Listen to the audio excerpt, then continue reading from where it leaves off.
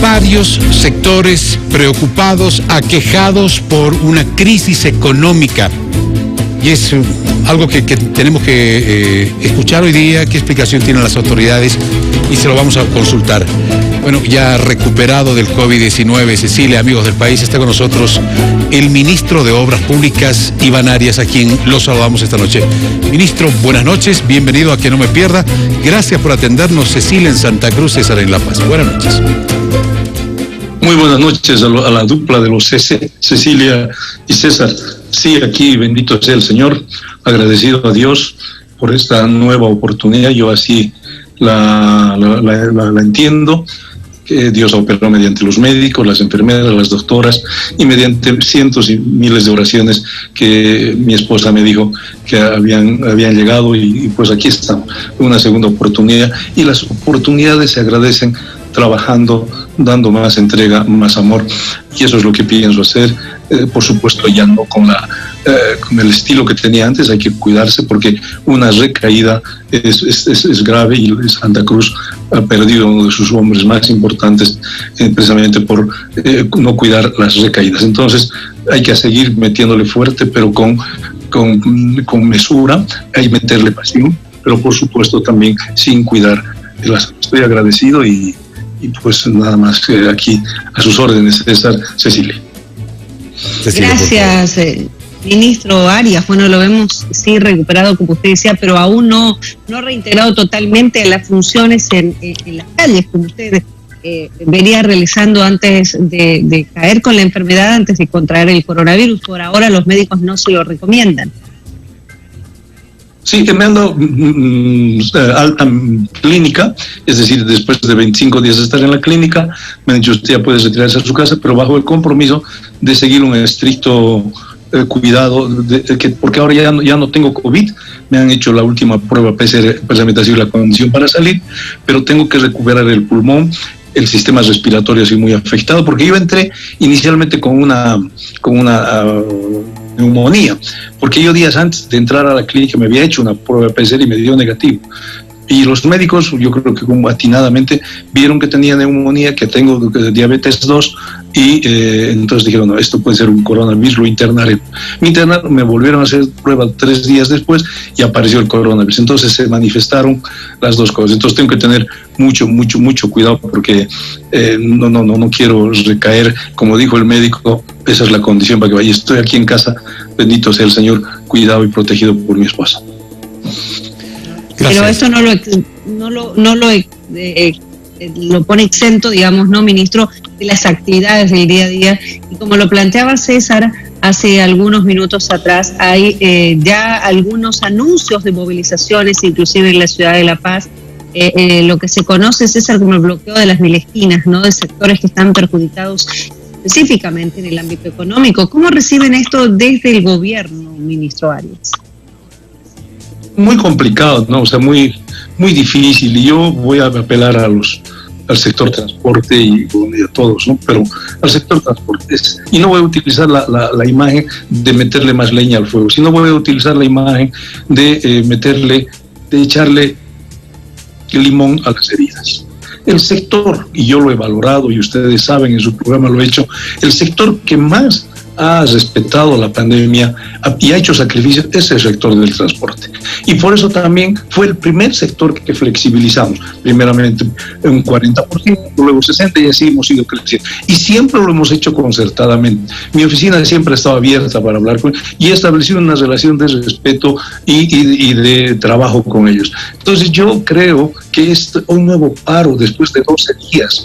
¿A quién le va a afectar más? Por supuesto a la población, pero es a ellos mismos. Es decir, no es la forma, es decir, no es pertinente que volvamos a tener esta acción. El ministro de Economía y el viceministro Julio Linares, que depende del ministerio, los está buscando para que primero nos sentemos a negociar, veamos alternativas, veamos formas de ir adelante y veamos conjuntamente. Pero esta idea de ya bloquear otra vez, estamos en plena pandemia, en Occidente especialmente, estamos en subidas. El último rastrillaje nos ha mostrado 2.000 casos hemos descubierto, y eso que el rastrillaje que hemos hecho este fin de semana ha tenido tenido todavía algunos problemas, vamos a hacer la próxima semana otro, pero no puede ser que en plena pandemia, a diferencia de Oriente, que ya está entrando a una meseta, ¿no? Lo cual no quiere decir que hay que bajar la guardia, pero una meseta ya no son los casos exponenciales. En cambio, en Occidente estamos en una subida, en una escalada. Dios mío, entonces no podemos. Yo pido a los transportistas y pido a los gremiales y a todos que por favor nos sentemos y encontremos salidas. Siempre se pueden encontrar salidas que permitan una cosa importante: no dejar al próximo gobierno un país destruido, un país que, como aquellos que dicen, ahora saben que después el otro que se la arregle. No, eso sería irresponsable. No podemos generar un proceso hiperinflacionario, no podemos generar un proceso donde gastemos plata sin debidos respaldos, pero que hay que encontrarle salidas. Hay que encontrarle salidas, y yo convoco a los transportistas y al Parlamento. El Parlamento debería ayudarnos a poner recursos en la economía. Pero le quiero dar un dato, Cecilia y César. El Parlamento aprobó bonos sin fondo. Sabe que el ministro de Economía, el ministro de Desarrollo Productivo, se dio la tarea hasta el cansancio con chuis de explicarles al Parlamento, a la directiva y a todos, de que esos créditos que estaban aprobando no podían ser cambiados de destino, que ya tenían un objetivo, los créditos del Banco Mundial y del BID, que los bancos no van a aceptar cambiar, porque para negociar esos créditos toma tiempo, y no es como ir a una tienda, ahora deme pan, no, ahora deme Coca-Cola. Eso no es posible. No escucharon. Ya han aprobado los créditos con los recursos del Banco Mundial y del BID. Y el Banco Mundial y el BID, como lo advirtió el ministro de Economía, como lo advirtió el ministro de Desarrollo Productivo, han emitido ayer un comunicado señalando que es imposible cambiar el destino de los créditos, que ya tienen un fin determinado y que no se puede cambiar para otro fin. Entonces, ¿qué es lo que ocurre? El Parlamento ha aprobado créditos, o mejor dicho, bonos sin fondos. Es como si a usted, Cecilia o César, les diera un cheque sin fondos. Entonces, estamos pidiendo a la Asamblea que entren en razón, entren con criterio técnico, que hagan política, está bien, pero con criterio técnico. Es decir, es igual que están aprobando la ley del uso de cloro. Es decir, yo no estoy a favor ni estoy en contra, pero ¿sabe qué? Una ley tiene que tener respaldo técnico, científico. Yo soy diabético. ¿Sabe? Que a mí me han dicho, negro, debes tomar orina de llama. ¿Por qué? Porque conocemos harta gente que se sana. Y es verdad, he conocido gente. Pero yo no puedo, a partir de eso, sacar una ley diciendo ahora todos los diabéticos tienen que tomar orina de llama, porque detrás no hay un informe científico. Entonces, lo que hace el Parlamento al aprobar el dióxido de cloro es como aprobar los créditos, ¿no? Sin fondos, no importa, apruebo nomás, sin fondos, y también es sin respaldo técnico, y ahora también están sacando la ley del dióxido sin un respaldo técnico. No puede ser así. Yo no estoy a favor o en contra, por favor, ¿no? Yo siempre creo que para eso hay que establecer informes técnicos. Entonces, este es el otro problema que estamos chocando. Queremos inyectar la economía al país, que es el gran problema que tenemos, pero estamos dificultados por estos factores. Ministro, si me permite, bueno, tengo algunas consultas así rapidito. Primero, después de todo este panorama, no se están pagando los créditos, no hay recursos económicos para pagar los créditos. Hay varios sectores que están protestando, no solamente el sector del transporte, el sector de Conamipe, los gremiales y varios sectores están preocupados porque no hay recursos económicos. Le pregunto, ¿hay crisis económica en este momento en el país y el gobierno o no? Bueno, hay una situación difícil, no solo Bolivia. Sería salirnos del contexto mundial. Ve a Argentina, ve a Chile, ve a Perú. Tiene una proyección de crecimiento del 12%. Pero estamos en crisis. Nosotros, bueno, estamos en una situación difícil. Es una situación muy difícil. ¿En crisis o no? Que no quiero decir todavía que es que entiende usted por crisis, que digamos como que ya estamos para quemar los últimos barcos. No, todavía estamos luchando, primero, para que el próximo gobierno, sea cual fuere, encuentre un país no destruido, no un país a la deriva, sino un país con norte.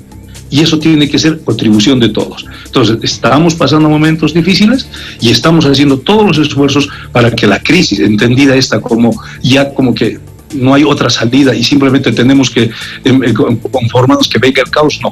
Eso no lo queremos, estamos trabajando, y por eso ayer también he tenido una reunión con el BDP, el ministro de Economía, para que los créditos, por ejemplo, 1, 2, 3, ¿cómo es posible que 3.000 millones de bolivianos no estén insertándose en la economía? Y hemos encontrado problemas en el propio BDP, pero también en las entidades intermediarias, que están acostumbradas a un sistema. Dice, ¿cómo es posible un crédito de 3%?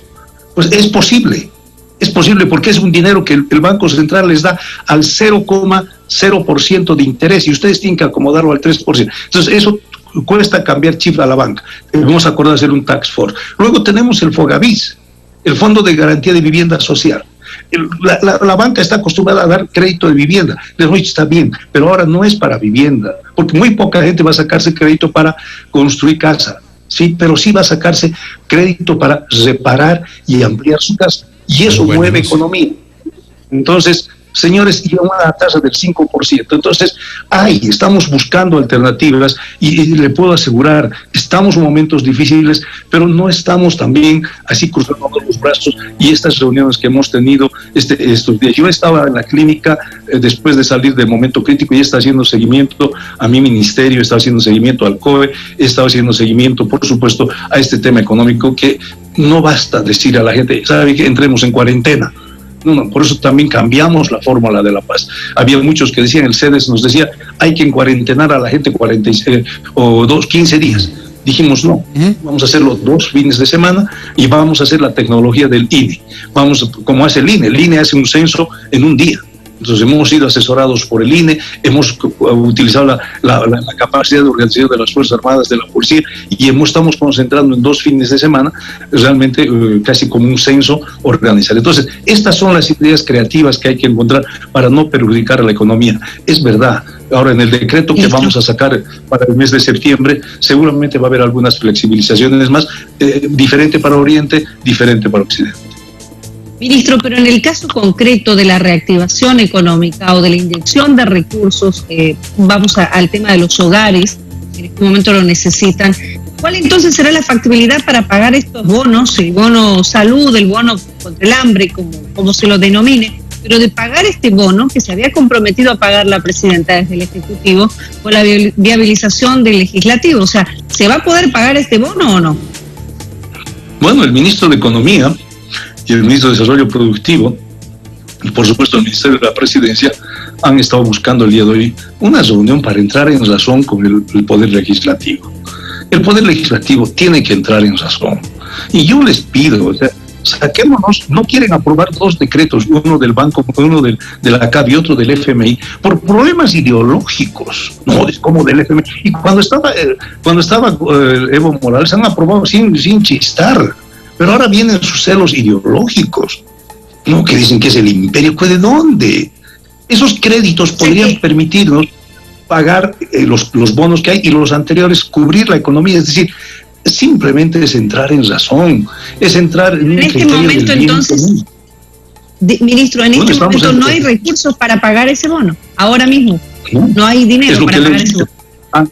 Han emitido una ley sin fondos, han emitido un bono sin fondos.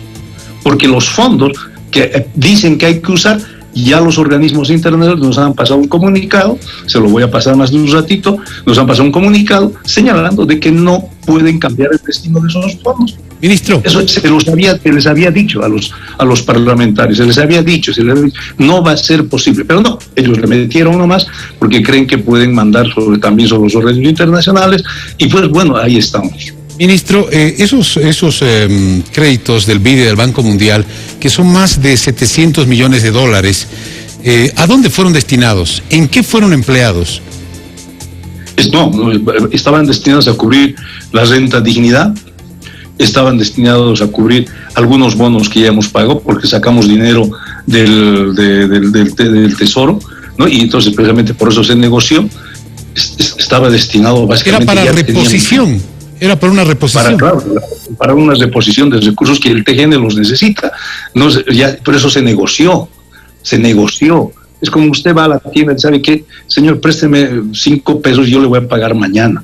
Entonces, nosotros hemos hecho eso, el banco, sabiendo que iba a haber esos créditos, sabiendo que el Parlamento podía entender y ser racional, pero no. Entonces, yo lo que creo que queda igual que pido a los transportistas, al Parlamento. Es decir, pongámonos la mano al pecho, pongámonos el pensar. Y a propósito del Parlamento, por favor quiero que escuchemos las declaraciones de la Presidenta de la Cámara de Senadores a propósito de las normas que han sido aprobadas. Esto es lo que decía, escuchemos. Y es una ley que esperan las personas que tienen créditos, pequeños microempresarios, que hasta el día de hoy tampoco se han aprobado. Y otras leyes más que, bueno, lamentablemente hasta el día de hoy no sale. Estamos esperando los plazos. Una de las leyes se cumple el día miércoles, los 10 días. Y si no lo va a promulgar, lo voy a tener que promulgar yo el día jueves. Y esto tiene que tomar en cuenta el gobierno de la nación, que no es el gusto de un partido o de otro. Es por la necesidad que tiene la población boliviana y que hay que dar respuestas a estas, ¿no? Por normativa se cumplirían 10 días de plazo.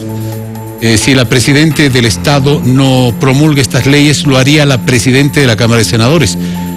Ministro, ¿cuál es su opinión? Sí, pues, o sea, yo me imagino que la senadora tiene plata, tiene hijos. Es como mandar a su hija a comprar pan y no darle la plata. Por supuesto que su hijo tiene hambre. Por supuesto que su hijo necesita comer. Pero lo primero que le va a preguntar para mí, ¿con qué plata voy a comprar? Eso es así de elemental. No se trata de dar la orden, sino con qué lo vas a pagar, cómo vas a financiar. Esa es la responsabilidad de un gobernante. Y no es decir, van a comprar pan, o como hacían en el cuartel, inventate, ¿no ves? No, eso no hay. Eso, en la realidad pública no hay. Pero ahora sí, ley, toda disponible. Si se promulgan estas leyes, ¿qué va a pasar? ¿Qué sigue? Se promulgan, no hay recursos para cumplir con el pago de esos bonos, por ejemplo. ¿Qué pasa? No, pues estamos entrampados. Estamos entrampados. Y eso es lo que quiere... Pero no hay sanciones. Bueno, la señora Eva se va a ser pasible porque toda ley tiene que tener respaldo. No puedes emitir una ley que haga daño al bien común. Entonces podría haber sanción para Eva Copa. Pero claro, porque sacar una norma sin el respaldo financiero y ¿sanción por qué, ministro? Caos, porque estás provocando caos, estás aprobando normas que no tienen el debido sustento, que no tienen el debido respaldo. Eso es irresponsable, eso es no cumplir bien tu función pública.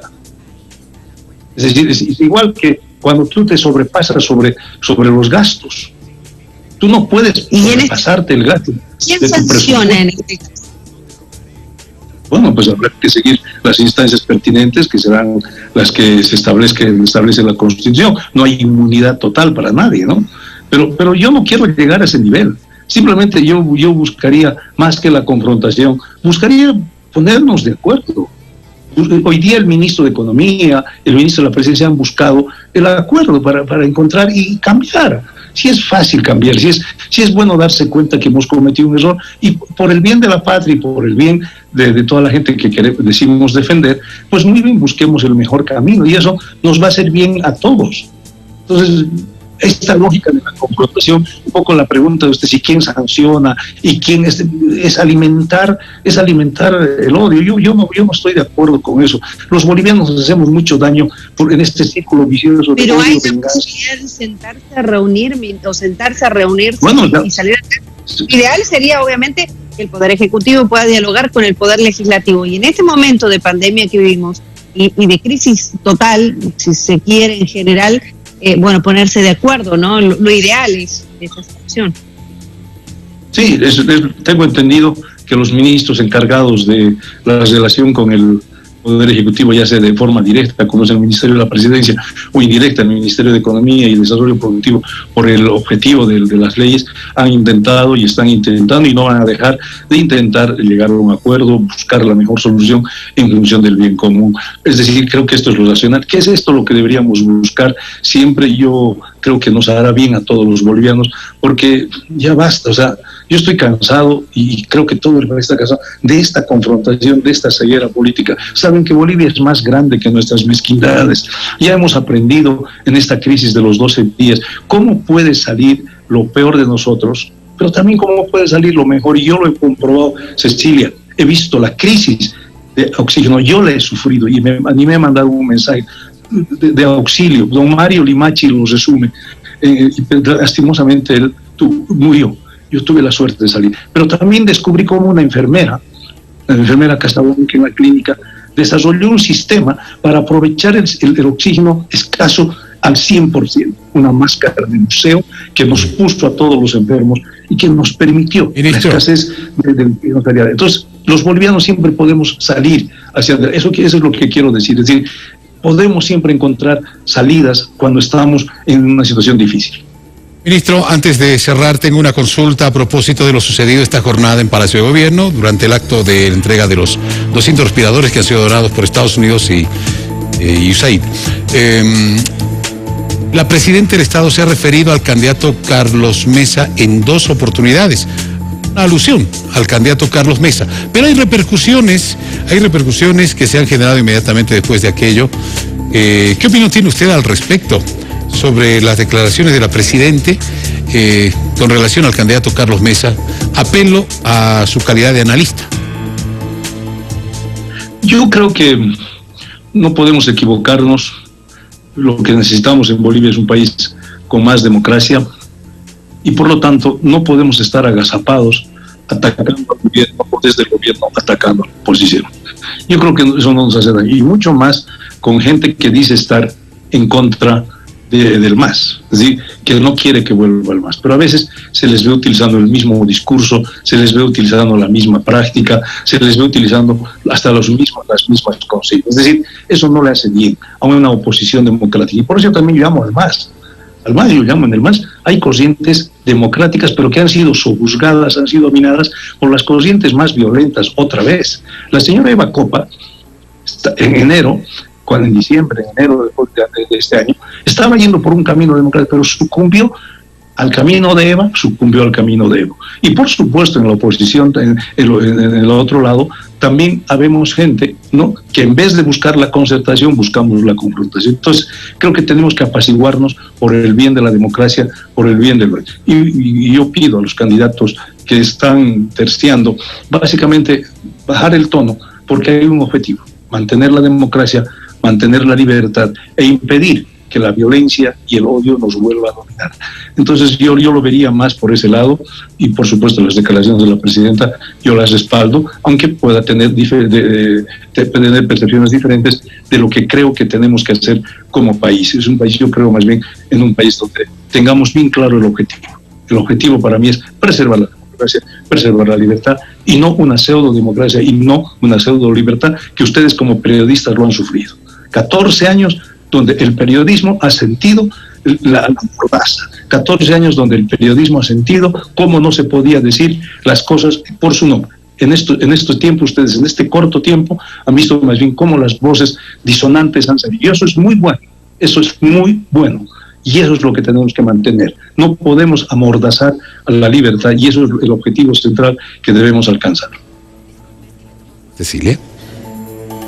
Muchísimas gracias, ministro Arias. Vamos a aguardar próximamente, ojalá que sea durante la jornada de mañana o en las próximas horas, obviamente, la reunión que se pueda tener entre el Ejecutivo y el Legislativo, porque como decía la presidenta de la Cámara de Senadores, el plazo que se vence para la promulgación por parte de la presidenta para estas leyes que se han remitido desde el Legislativo es el jueves. Ojalá que se llegue al consenso en el transcurso de las próximas horas, ¿no? Para la estabilidad también y la certidumbre de la población boliviana, que es lo que se necesita. En este momento se necesita certidumbre. ¿Para quién? Para la gente, porque es la gente la que realmente está afectada en todo el país. Gracias, ministro Arias, de mi parte. Muchísimas gracias, Cecilia, y gracias por contribuir también cuando estuve en la clínica. Un abrazo, ministro, gracias por estos minutos. Como siempre, la gentileza de conversar con nosotros aquí en Que No Me Pierda. Ministro Iván Arias estuvo con nosotros esta noche.